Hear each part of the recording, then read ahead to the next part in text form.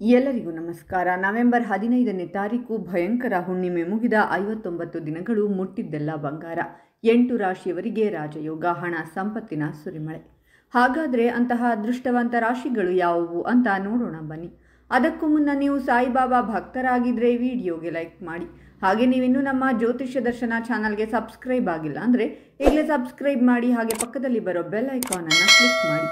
ನಿಮ್ಮ ಸಮಸ್ಯೆಗಳಾದಂತಹ ಸತಿಪತಿ ಕಲಹ, ಪ್ರೀತಿಯಲ್ಲಿ ಮೋಸ, ಭೂಮಿ ವಿಚಾರ, ಕೋರ್ಟ್ ಕೇಸ್, ವ್ಯಾಪಾರ, ಹಣಕಾಸಿನ ತೊಂದರೆ, ಸಾಲಬಾಧೆ, ಸ್ತ್ರೀಯರು, ಗುಪ್ತ ಸಮಸ್ಯೆ, ಹೀಗೆ ಹಲವಾರು ಸಮಸ್ಯೆಗಳಿಗೆ ಶಾಶ್ವತ ಪರಿಹಾರ ಮಾಡಿಕೊಡುತ್ತಾರೆ. ಡಿಸ್ಪ್ಲೇ ಮೇಲೆ ಕಾಣುವ ಗುರೂಜಿ ನಂಬರ್ಗೆ ಒಮ್ಮೆ ಕರೆ ಮಾಡಿ.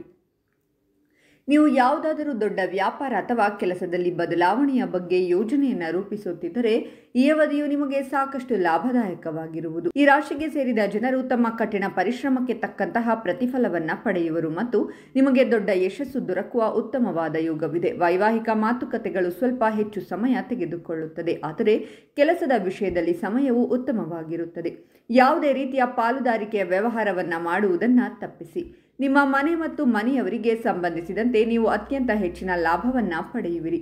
ಈ ಸಮಯವು ಸಾಕಷ್ಟು ಉತ್ತಮವಾಗಿರಲಿದೆ. ವಿಶೇಷವಾಗಿ ಯಾವುದಾದರೂ ಹೊಸ ಯೋಜನೆ, ಶಿಕ್ಷಣ ಮತ್ತು ವ್ಯಾಪಾರಕ್ಕೆ ಸಂಬಂಧಿಸಿದಂತೆ ನಿಮಗೆ ಹೆಚ್ಚು ಶುಭ ಫಲಗಳ ಪ್ರಾಪ್ತಿಯಾಗುವುದು. ಲಾಭದ ಅವಕಾಶಗಳು ಹೆಚ್ಚಾಗಲಿವೆ. ನಿಮ್ಮ ಸಾಮಾಜಿಕ ಪ್ರತಿಷ್ಠೆ ಹೆಚ್ಚಾಗಲಿದೆ.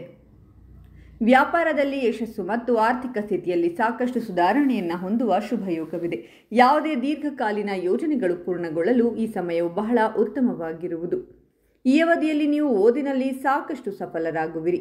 ಆರೋಗ್ಯವು ಈ ಸಮಯದಲ್ಲಿ ಉತ್ತಮವಾಗಿರುವುದು ಮತ್ತು ನೀವು ಸಾಕಷ್ಟು ಉತ್ಸಾಹದಿಂದಿರುವಿರಿ.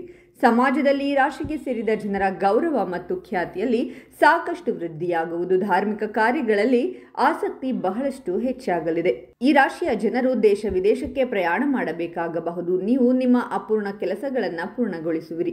ನೀವು ಇದ್ದಕ್ಕಿದ್ದಂತೆ ಹಣವನ್ನು ಗಳಿಸಬಹುದು. ಕೆಲಸದ ಸ್ಥಳದಲ್ಲಿಯೂ ನಿಮ್ಮನ್ನು ಗುರುತಿಸಲಾಗುತ್ತದೆ. ನಿಮ್ಮ ಒಡಹುಟ್ಟಿದವರೊಂದಿಗಿನ ನಿಮ್ಮ ಸಂಬಂಧ ಬಲವಾಗಿರುತ್ತದೆ, ಆದ್ದರಿಂದ ವ್ಯವಹಾರದಲ್ಲಿ ವೃದ್ಧಿಯಾಗುತ್ತದೆ. ನಿಮ್ಮ ಅಧ್ಯಯನದಲ್ಲಿ ನೀವು ಯಶಸ್ವಿಯಾಗುತ್ತೀರಾ. ತಾಯಿಯ ಆರೋಗ್ಯದಲ್ಲಿ ಸುಧಾರಣೆ ಕಂಡುಬರುವುದು. ನಿಮ್ಮ ಆರೋಗ್ಯವು ಸುಧಾರಿಸುತ್ತದೆ. ನಿಮ್ಮ ಪ್ರೀತಿಯ ಜೀವನವು ಉತ್ತಮವಾಗಿರುತ್ತದೆ. ಈ ಅವಧಿಯಲ್ಲಿ ನೀವು ನಿಮ್ಮ ಸಹೋದರ ಮತ್ತು ಸಹೋದರಿಯ ಸಂಪೂರ್ಣ ಬೆಂಬಲವನ್ನು ಪಡೆಯುವಿರಿ. ಜೊತೆಗೆ ನಿಮ್ಮ ಸಾಹಸ ಮತ್ತು ಪರಾಕ್ರಮದಲ್ಲಿ ಸಾಕಷ್ಟು ಅಭಿವೃದ್ಧಿ ಲಭಿಸಲಿದೆ. ಜೊತೆಗೆ ನಿಮ್ಮ ಆದಾಯದಲ್ಲಿ ಬಹಳಷ್ಟು ವೃದ್ಧಿಯಾಗುವ ಸಂಭವವಿದೆ. ಕೆಲಸವನ್ನ ಮಾಡುವ ಜನರು ಈ ಸಮಯದಲ್ಲಿ ಸಂಬಳದಲ್ಲಿ ಹೆಚ್ಚಳದೊಂದಿಗೆ ಬಡ್ತಿಯನ್ನು ಪಡೆಯುವ ಯೋಗವಿದೆ. ಈ ಸಮಯವು ನಿಮಗೆ ಹೊಸ ಆಸ್ತಿ ಮತ್ತು ವಾಹನವನ್ನು ಖರೀದಿಸಲು ಉತ್ತಮವಾದ ಯೋಗದ ಪ್ರಾಪ್ತಿಯಾಗುವುದು. ಜೊತೆಗೆ ಈ ಸಮಯದಲ್ಲಿ ನೀವು ನಿಮ್ಮ ತಾಯಿಯೊಂದಿಗೆ ಉತ್ತಮವಾದ ಸಂಬಂಧವನ್ನು ಹೊಂದುವಿರಿ.